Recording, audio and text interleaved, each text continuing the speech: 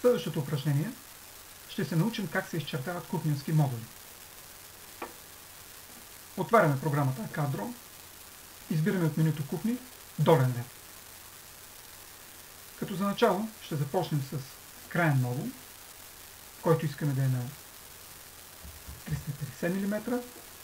Искаме страницата да е додолу, гърбът да е додолу и да има два рафта. Искаме да е с такава ориентация и си изчертаваме нашия модул.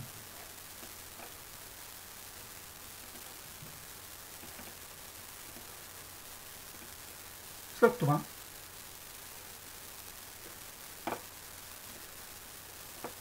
искаме да си изчертаем модул с две врати, с широчина 900 мм.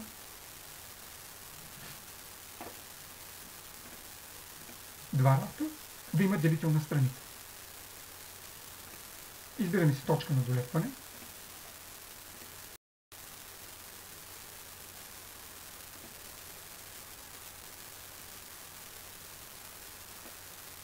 И си изчертаваме нашия модул. До него искаме да си изчертаем един модул, който е с 4 чела на широчина 600. Искаме челата да са еднакви по 175 мм. Програмата автоматично ги изчислява и ги въвежда.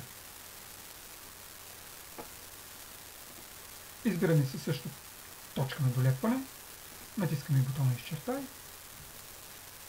и посочваме нашата точка.